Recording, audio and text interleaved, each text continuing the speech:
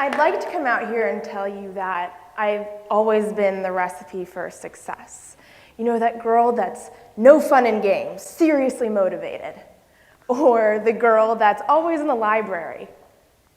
Or the girl that has the willpower to say no to sweets. As you can tell, that's not me. I was more like the girl that usually forgets to separate her whites from her colors during laundry. And I was the girl that played too aggressively in her intramural flag football game and got a stage 3 concussion, which my roommate so graciously documented for me. Thank you. So I always had this vision of myself coming into college. If I could paint a picture, I guess it looks something like this. You know, I was the girl that wanted to be that fabulous journalist in Manhattan with Starbucks in one hand, notepad in the other, wearing those heels that all the girls are jealous of. But now I realize that wouldn't have worked anyway because I stink at walking in heels. So my freshman year, I come into college really eager to get my feet wet, and I see an internship in Disney World. So I took it. The idea of being able to ride Space Mountain before I could clock into work was really attractive to me. But when I was there, I discovered the Make-A-Wish Foundation that grants wishes to kids with life-threatening illnesses. So when I came back to school my sophomore year, I took an internship with them. And there was one girl in particular, a 4-year-old named Renee with brain cancer. And her wish was to go to Disney World to meet Sleeping Beauty. Now, a week before her wish, her cancer took a bad turn, and the doctor sent her home, saying that she could have her last week, maybe 2, with her family. So I arrived on her doorstep, dressed as Sleeping Beauty, and made her wish come true that day. A week later, I got a phone call from her mom telling me that Renee had passed away, but that she was at peace with her daughter's passing because she knew that she got everything she ever wanted, to meet Sleeping Beauty. So this is when I had my moment. This is when everything changed for me. I thought I had everything figured out, and then I realized I knew nothing. It took one phone call to do that. We have these moments in our life that completely wipe clear everything we thought we knew. Maybe you go to Subway, you order the same thing every time. I'll have a number 7 with mayo. And then one day they're out of mayo, and you try pesto, and it completely rocks your world, and your whole sandwich view has now changed. Or maybe you always go after the same guy, you know, the bad boy, the one that texts but never calls. And then you go on a blind date with a guy that brings you flowers. And everything you thought you knew about relationships and what you wanted has now changed. And that's what happened for me in that 1-minute phone call.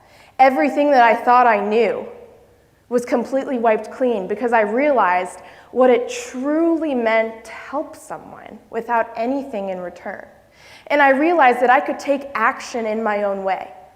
I found that girls love to wear headbands when they lose their hair to chemotherapy. Therefore, I founded Headbands of Hope. For every headband purchased, 1 is given to a girl with cancer, and $1 is donated to the St. Baldrick's Foundation. One of the biggest mistakes that I made starting this was that I hid the fact that I was in college. Why? Look around us. Everywhere you look, it's bashing the millennial generation. I mean, why are they always on their phones? Why are they always on Facebook? What is that thing called twerking that they talk about? But I realized that some of these accusations and stereotypes of millennials are actually some of our biggest strengths. So yes, we're always socially connected. When social media came in and changed our ways of communication, while everyone else was complaining about it, we were right there embracing it. We suddenly realized that our views, our opinions, our ideas, our recipes could now be shared. We could start something, we could create something, and make important things go viral, like selfies, right? Okay, maybe not important things all the time, but you get what I'm saying. We became the first true global citizens. We weren't bound to what we can see right outside of our door. We could see further than that. And not only can we see, we can act. So Generation Y? How about Generation Y not? So when I got the idea for Headbands of Hope, I didn't want to just let it pass me by. I wanted to act in true millennial fashion and do something about it. So I spent my whole junior year creating it. And if you've ever had that moment where you just want to turn in a paper and you're done, that's exactly how I was feeling on 8 a.m., April 25th, 2012. Everything I had been working on, my website was about to go live, I could kick back, relax, and watch the world change. At 8:30, I got my first order from my mom. And then at 9:45, I got my second order from my grandpa, how he had previously called me to figure out how to work the website. Grandpa, add to cart, add to cart. So this was a game changer for me. Maybe blame the trophy phenomenon on millennials that I thought my business was going to be a hit from the start. But something I did do is that I didn't give up.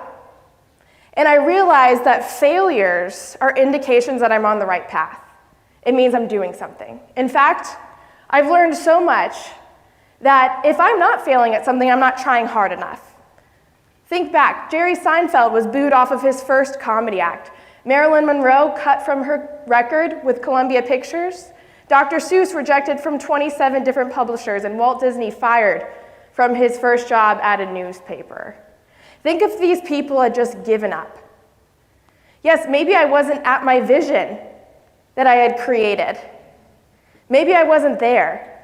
I'm not in Manhattan. I'm not a journalist. And the only reason why I'm wearing heels is because I have flats in my bag right over there. But yet I'm feeling more fulfilled than ever.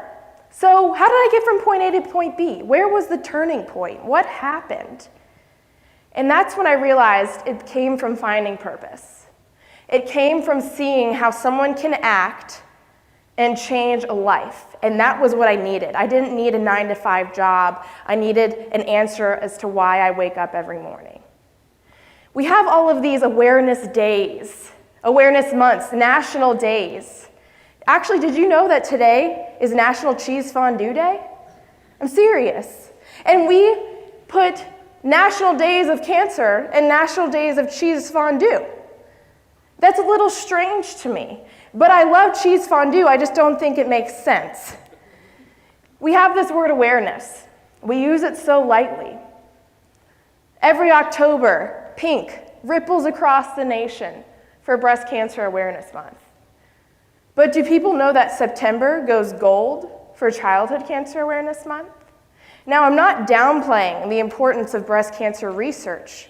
What I'm saying is that if we treat causes like a brand or a requirement, we're missing it. It's like eating the appetizer and missing the meal and dessert. And those who know me know that I will never miss a meal. And so what can we do? Yes, I am aware that 46 parents every day will be told their child has cancer, but I don't make a t-shirt about it, or like a post on Facebook, or share it if I'm feeling crazy. We have to focus on what steps are we going to take.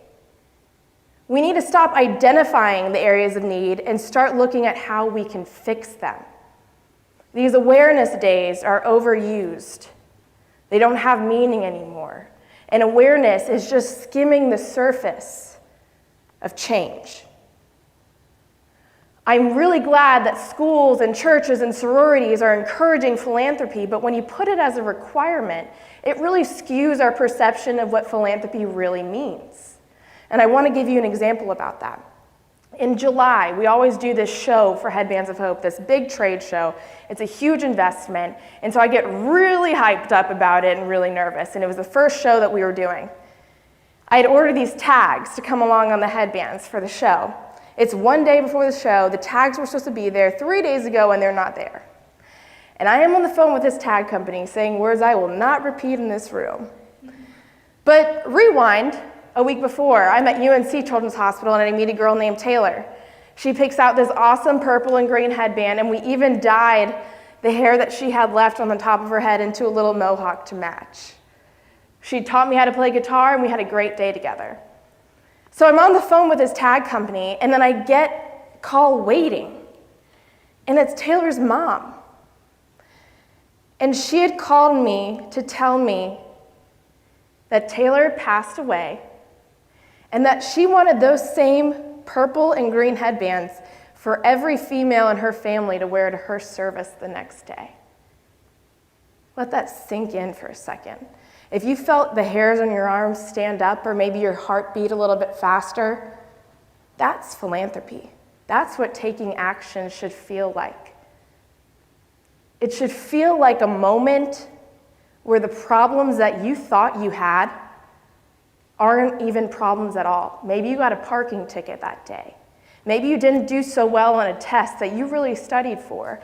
Or maybe you put the wrong kind of detergent into the washing machine, which I've done way too many times to admit right here. But we have these moments where we lose it, where we don't realize how good we have it. And it's what taking action does, is wipes that clean. Wipes everything that we thought we knew. Because we realize what's important. We realize that one person can make a change. And we don't even need to think about it on a large scale. We don't need the numbers, the statistics. We need one moment, we need one person that we know we're making a difference. We have these moments in our lives that make us question everything. Maybe it's a sandwich. Maybe it's a relationship. Maybe it's an internship for me. And it makes us think everything we thought we knew is now wrong. But here's the catch. It's not about those moments. It's about that 30-second window after. It's about that split decision of if we're going to act or not. Are we going to stand here and continue our lives like we are? Or are we going to take this 30-second window and choose to do something about it? Your timer starts now. Thank you.